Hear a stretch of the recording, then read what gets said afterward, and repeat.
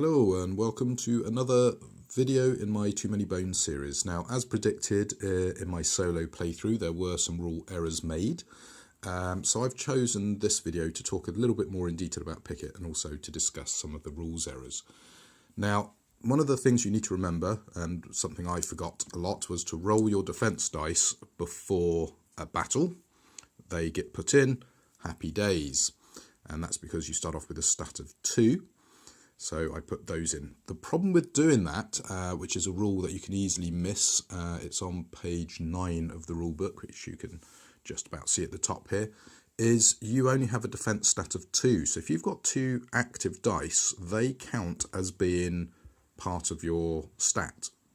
So if I upgrade this to 1, I could then roll another dice because I've got 3 defense dice, but equally you've got to worry about dexterity, because with dexterity that could potentially affect your dice pool. Now, where I'm trying to work things out is, does this dexterity need to be upgraded?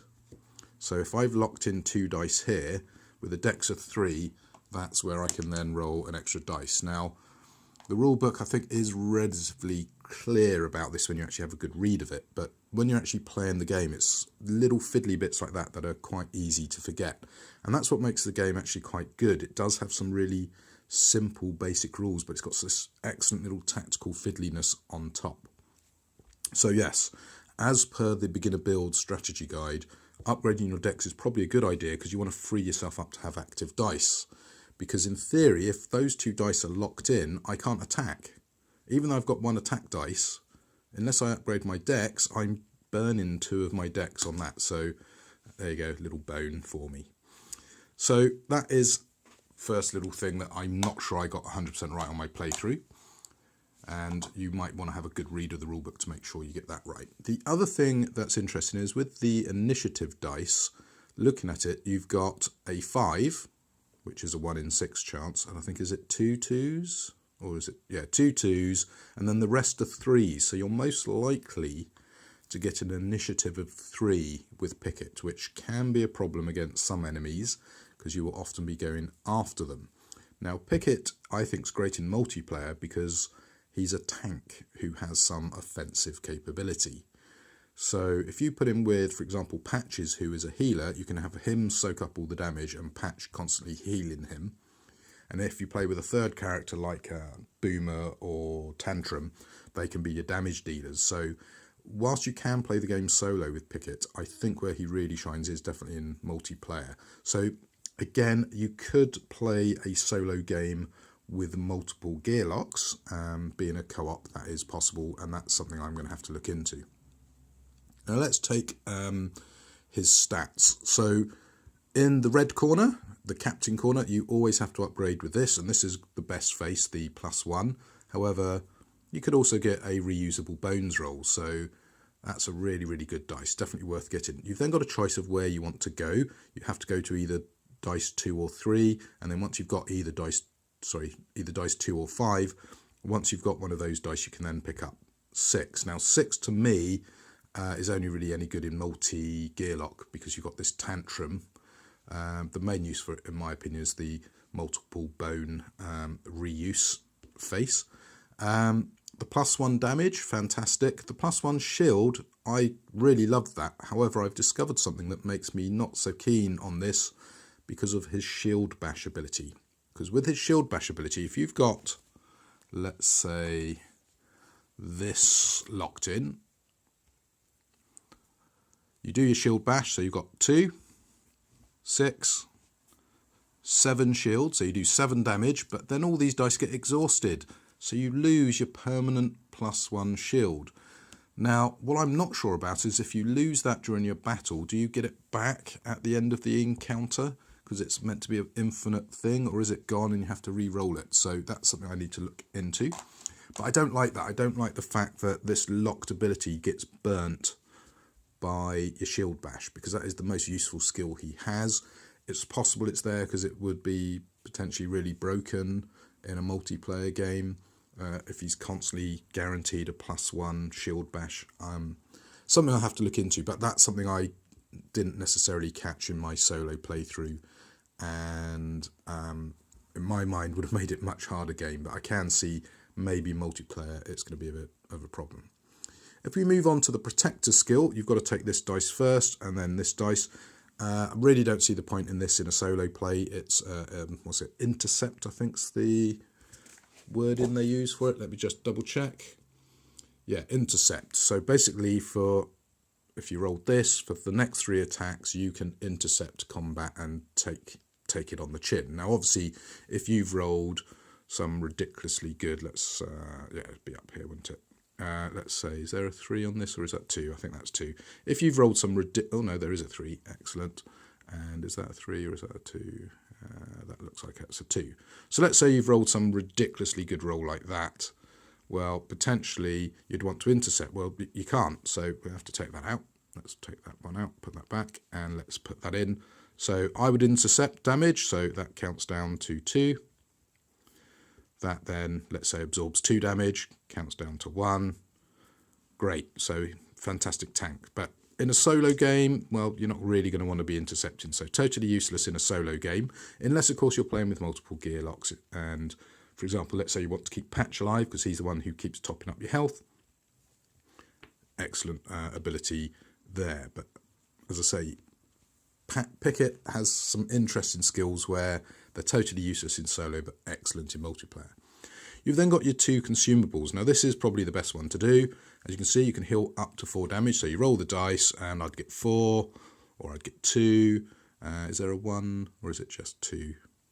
Yeah, it looks like it's 2, 3, or 4.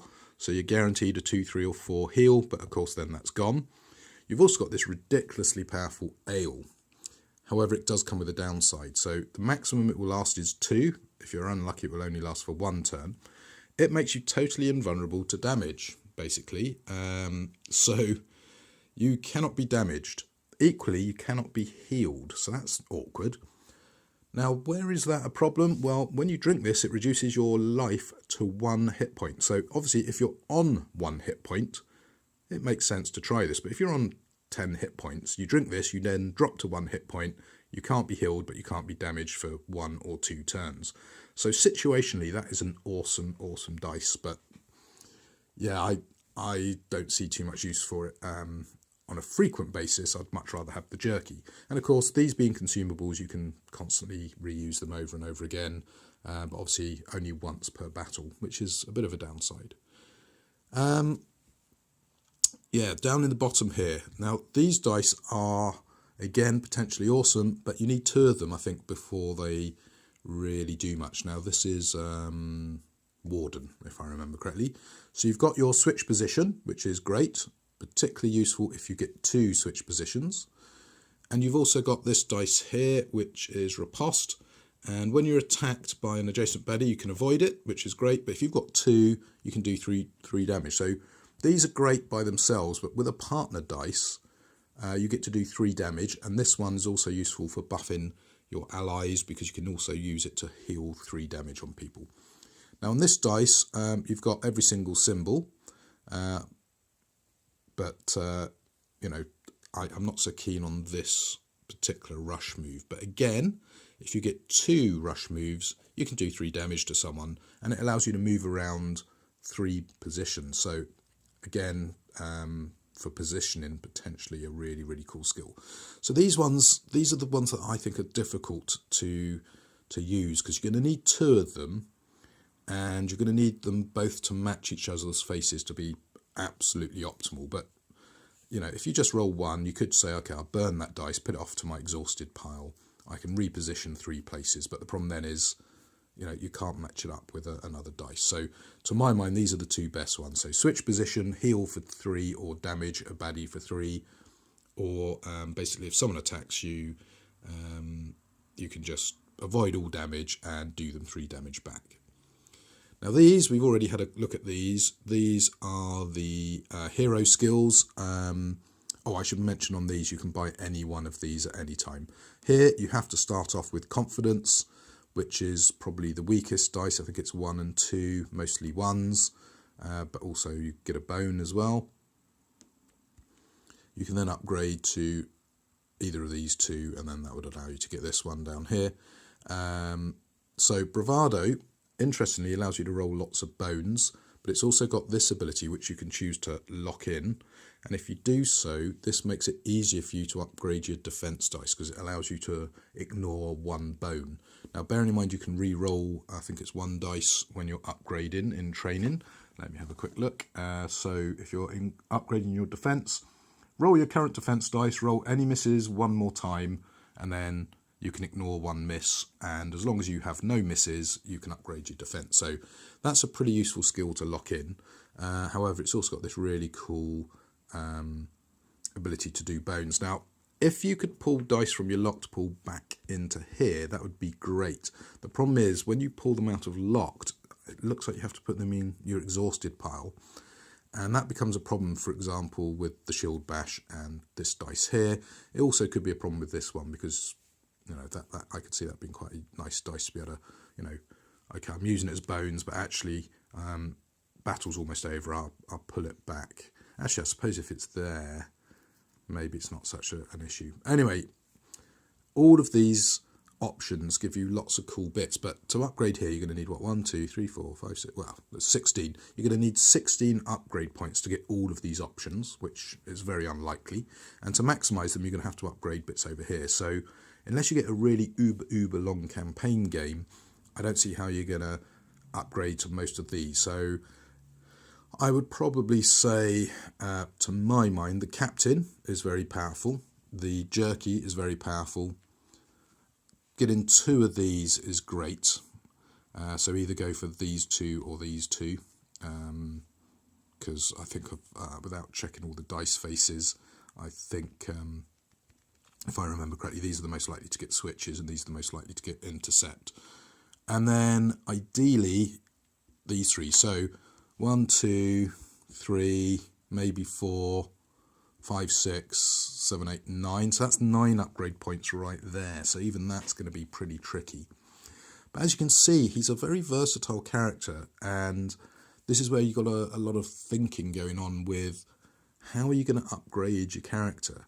Do you want to upgrade your stats? Do you want to upgrade here? And it does look like the starting advice of upgrading your dexterity is really, really good because that allows you to roll lots of these dice. So, for example, if you start off with the +2 health, +1 skill, maybe what you actually want to do is get this dice locked in.